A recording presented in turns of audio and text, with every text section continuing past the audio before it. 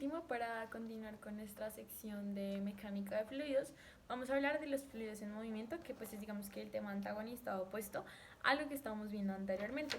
En este caso, pues nos referimos con fluidos en movimiento a aquellos que no están en reposo y que cambian de posición con respecto a, pues, a la variable de tiempo.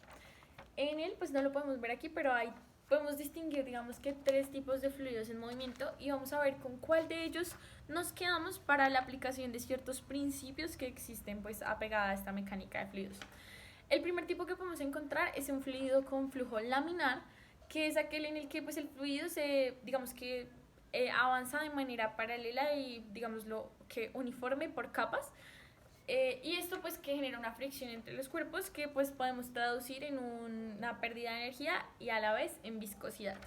Nuestro segundo tipo son los turbulentos, en los cuales el agua o digamos el fluido, en cualquier tipo de fluido, fluye de manera digamos que dispersa, desorganizada por todos lados, generando además de mezclas, remolinos, lo podríamos denominar algo así.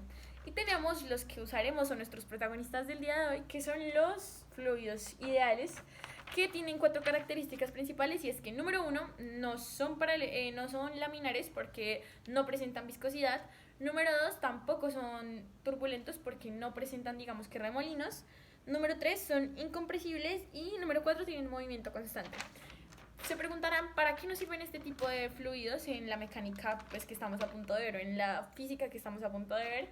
Y es para dos principios muy importantes, que son la ecuación de continuidad y la ecuación de Bernoulli. Entonces se las voy a explicar a continuación. Ambas de ellas aplican única y exclusivamente para los fluidos ideales, que son los que les definí anteriormente.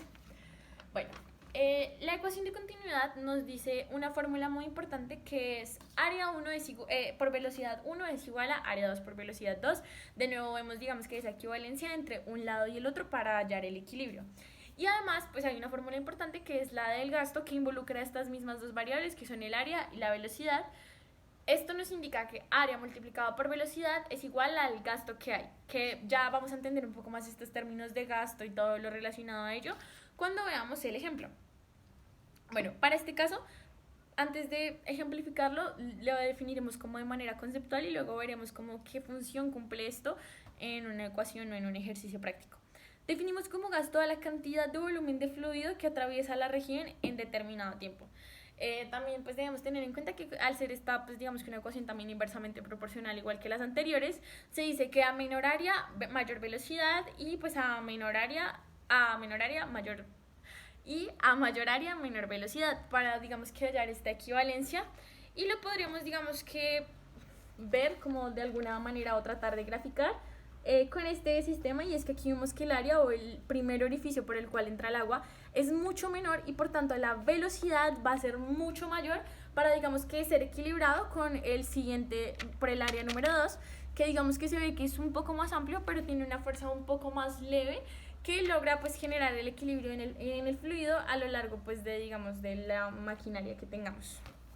Bueno, ahora veamos el ejemplo para ver pues cómo funciona este gasto constante al que denominaríamos, en el cual exista esta equivalencia. Bueno, un acueducto de 14 centímetros de diámetro interno vierte agua, evidentemente a través de una cañería, al tubo de la llave de 1 centímetro de diámetro interno. Y si se dice que la rapidez promedio en el tubo de la llave es 3 centímetros sobre segundo, ¿cuál será la rapidez promedio en el acueducto? Entonces vamos a definir como el área 1 o la zona 1 a la llave y 2 al acueducto. Entonces frente a esto nos dan digamos que los datos de diámetro y la velocidad número 1. Aquí digamos que nuestra incógnita principal sería la velocidad 2, que ya desde el principio podemos saber que será menor porque para la velocidad 2 el diámetro es mayor. Entonces para hallar esta equivalencia ya sabemos que va a ser un número menor a 3 centímetros sobre segundo al cuadrado. Pero veamos cómo hallarlo de manera exacta y numérica. En este caso tenemos digamos que la fórmula original, que es área 1 por velocidad 1 igual a área 2 por velocidad 2, pero si sabemos que nuestra incógnita es la velocidad 2, vamos a tratar de ponerla al otro lado de la ecuación para poder digamos que hallarla. Entonces tendríamos velocidad 2 es igual a velocidad 1 por área 1 sobre área 2. Bueno, tengamos en cuenta que si nos están hablando según la figura que nos están hablando, que pues se asume que es circular porque nos dan un diámetro, el área sería igual a pi por el diámetro al cuadrado dividido 4. Entonces vamos a simplificar, digamos que de alguna manera esa fórmula sería velocidad 2 es igual a velocidad 1.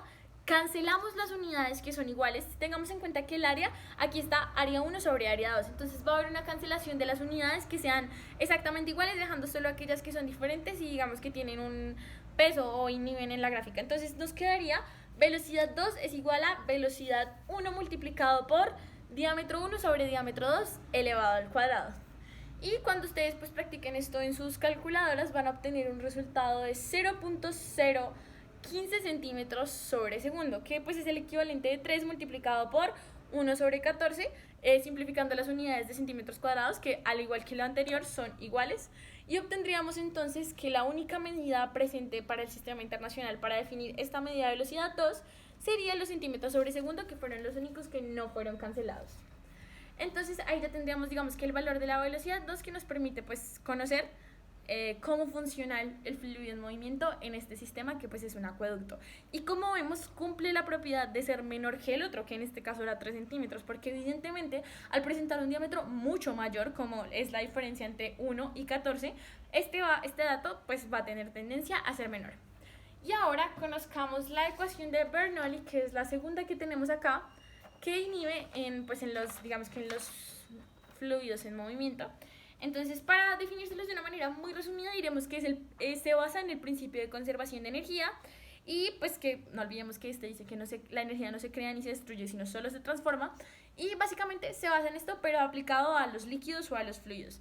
Entonces, esto nos quiere decir que, pues, según la fórmula, que se las voy a escribir o se las voy a plasmar acá, el líquido o el fluido va a ser constante en todos los puntos de la corriente.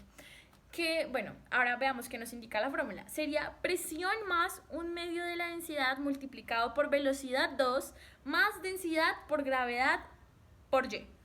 Y representando un área determinado del ejemplo o de la situación que nos pongan. En este caso, les puedo decir algo muy importante y es que aquí dividí la ecuación en dos, porque son dos los factores que son, digamos que, importantes a la hora de hacer estos ejercicios. Y es que esta primera parte de la fórmula nos direcciona directamente a la energía cinética. Mientras esta segunda parte, supongo que se les hará conocida a algún lado de esa fórmula, y es que referencia a la energía potencial. Entonces ya mediante estos datos podemos entender un poco más lo que busca digamos que la ecuación de Bernoulli, pero vamos a ver un ejemplo para ver, digamos, que en qué situación podría ser práctico o útil este conocimiento.